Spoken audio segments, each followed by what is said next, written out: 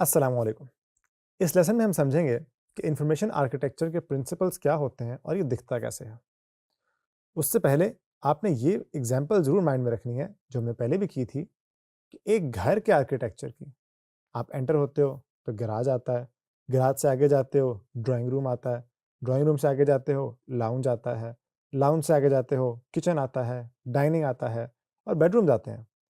Information architecture के अंदर इन सारे कमरों और इनके अंदर जो चीज़ें हैं, वो सारी रेलेवेंट होती हैं कि उसके अंदर क्या है।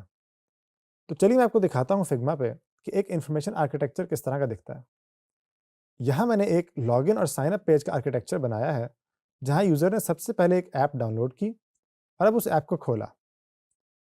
अब क्योंकि जब आप पहली दफ़ा ऐप खोलोगे, तो आप नेचुरली साइन अप करोगे, लेकिन ऐसा भी हो सकता है कि यूज़र ने पहले से हो, डिलीट हो गई हो, अब वो लॉगिन करेगा। तो यहाँ हमने ये दोनों रास्ते रखे हैं। अगर आप साइन अप करते हो, तो उसमें हम एक यूज़र को वेलकम नोट देंगे। वो क्या होगा, अभी के लिए रेलेवेंट नहीं है। अभी के लिए हम उसका कंटेंट नहीं देख रहे, सिर्फ़ एक स्ट्रक्चर देख रहे हैं। उसमें एक फॉर्म होगा, जिसमें हम यूज़र से नाम पूछेंगे, ईमेल और पासवर्ड और साथ में हम ये भी उसको बताएँगे कि पासवर्ड कैसा होना चाहिए और उसे एक विज़िबिलिटी आइकन भी देंगे। अमूमी तौर पे आप किसी भी वेबसाइट पे जब पासवर्ड लिखते हो, तो आपके पासवर्ड को डॉट डॉट में कन्वर्ट कर देता है, ताकि अगर कोई बंदा आपके साथ बैठा हो, उसको आपका पासवर्ड नज़र ना आए। लेकिन आप इस विजिबिलिटी या आई के आइकन पे क्लिक करके अपना पासवर्ड देख सकते हो। उसके बाद यूज़र साइन अप कर सकता है। अगर यूज़र के पास ऑलरेडी अकाउंट होगा, तो वो साइन इन कर सकता है या वो किसी सोशल मीडिया के थ्रू भी साइन इन कर सकता है। मसलन गूगल के अकाउंट के थ्रू कर सकता है, एप्पल के अकाउंट के थ्रू कर सकता है और फेसबुक के थ्रू कर सकता है।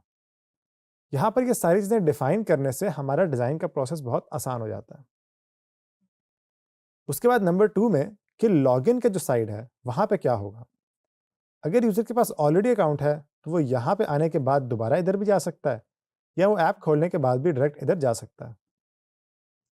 जब यहाँ पे आएगा, तो यहाँ भी उसको एक वेलकम नोट दिखेगा। उसके बाद एक फॉर्म आएगा। फॉर्म में उसके पास ईमेल होगा जो उसने यहाँ पे साइन अप में ऐड किया था और पासवर्ड होगा जो यहाँ पे साइन अप में ऐड किया था।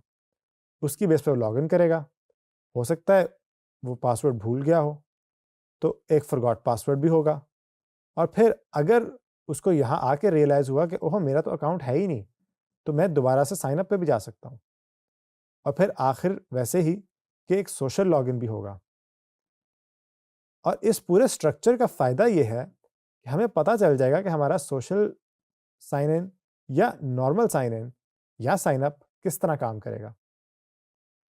अगर यूज़र फॉरगॉट पासवर्ड पे क्लिक करता है, तो वहाँ पे हम उससे उसका ईमेल पूछेंगे और फॉर्म सबमिट करा देंगे और फिर उसके ईमेल पे हम एक रीसेट पासवर्ड की रिक्वेस्ट भेजेंगे, जहाँ से वो पासवर्ड रीसेट करके अपना नया पासवर्ड अब यहाँ पे लिख सकता है और फिर दोबारा वो लॉगिन पेज पे आ सकता है।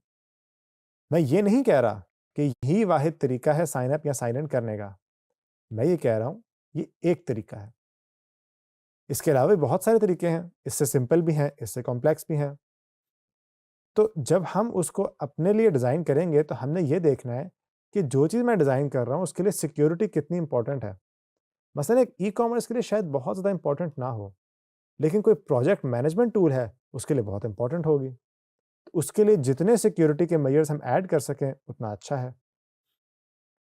इसमें 2-3 चीज़ें आप नोट करोगे कि सबसे पहले यहाँ पे आपको एक क्लियर इन्फॉर्मेशन मिल रही है कि किस स्टेज पर क्या है और ये नहीं पहला प्रिंसिपल है कि क्लैरिटी ओवर क्लेवरनेस। हमने चीज़ें कॉम्प्लेक्स नहीं करनी, चीज़ें फैंसी नहीं करनी, चीज़ों को सिंपल रखना है, कोई टेक्निकल लैंग्वेज या टेक्निकल जार्गन इस्तेमाल नहीं करना और आम ज़ुबान में यूज़र को बताना है कि ये साइन अप है और ये लॉगिन है। इसी तरह से हमने यूज़र की लॉजिक की बेस पे कि क्या मेरा अकाउंट एग्ज़िस्ट करता है या नहीं करता, हमने दोनों की ग्रुपिंग की हुई है।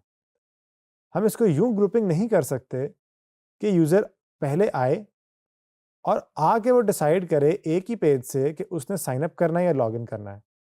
क्योंकि फिर यूज़र कन्फ्यूज़ होगा कि मैंने क्या करना है। तो हम इसकी जब भी ग्रुपिंग करेंगे, तो वो यूज़र की लॉजिक या यूज़र का मेंटल मॉडल जो हम पहले पढ़ चुके हैं, उसी की बेस पे करेंगे। फिर तीसरा कि प्रोग्रेसिव डिस्क्लोज़र। इसका मतलब ये है कि यूज़र को हम एक-एक करके चीज़ें दिखाएँगे। फॉर एग्ज़ाम्पल जब वो लॉगिन के पेज पर आया, उसको उसी वक़्त पता होगा कि मुझे अपना पासवर्ड नहीं याद, लेकिन हम फौरी तौर पे उसको फॉरगॉट पासवर्ड की इन्फॉर्मेशन नहीं देंगे। हम एक ऑप्शन ज़रूर देंगे, जिसको क्लिक करने पे वो मज़ीद इन्फॉर्मेशन ले सकता है, लेकिन इस स्टेज पर हम ये सारी इन्फॉर्मेशन अभी नहीं देंगे। बेसिकली हम यूज़र को एक-एक करके चीज़ें दिखाएँगे, ताकि उसके लिए देखना और उसको अंडरस्टैंड करना आसान हो। और फिर आखिरी बात, हम कंसिस्टेंसी मेक श्योर करेंगे। फॉर एग्ज़ाम्पल अगर मैंने यहाँ पे साइन अप का वर्ड यूज़ किया है, तो यहाँ भी साइन अप होगा। अगर मैंने यहाँ लॉगिन का वर्ड यूज़ किया है, तो यहाँ भी लॉगिन होगा। फॉर एग्ज़ाम्पल लॉगिन के लिए साइन इन का वर्ड भी होता है। अगर मैंने यहाँ साइन इन यूज़ करना है, तो फिर यहाँ भी साइन इन यूज़ करना है। साइन अप के लिए एक रजिस्टर का भी वर्ड होता है। अगर मैंने यहाँ रजिस्टर का वर्ड यूज़ करना है, तो फिर यहाँ भी रजिस्टर का वर्ड यूज़ करना है। और इन सारी चीज़ों का मैंने ध्यान रखना है कि कोई गलती ना हो। क्योंकि जब यूज़र ये देखेगा कि यहाँ पे रजिस्टर था, यहाँ पे साइन अप था, तो लैंग्वेज के डिफरेंस से वो कन्फ्यूज़ कर सकता है। और जो हायरार्की मैंने सेट करनी है, वो भी सेम होगी। मसलन इसमें अगर वेलकम नोट ऊपर है, तो इसमें भी ऊपर है। इसमें अगर पहले हम फॉर्म ला रहे हैं, उसके बाद तो इसमें भी फॉर्म ला रहे हैं। इसके एंड में अगर सोशल साइन अप ला रहे हैं, तो इसके भी एंड में ही सोशल लॉगिन ला रहे हैं। ऐसा नहीं है कि इसमें हमने सोशल लॉगिन ऊपर कर दिया, इसमें नीचे कर दिया। हायरार्की हम सेम रखेंगे। तो ये 4 प्रिंसिपल्स हैं इंफॉर्मेशन आर्किटेक्चर के, जिनकी बेस पर हम अपने प्रोजेक्ट का इंफॉर्मेशन आर्किटेक्चर बना सकते हैं। उम्मीद है आपको यहाँ तक समझ आई होगी। इंशाल्लाह आपसे मुलाकात होगी अगले लेसन में।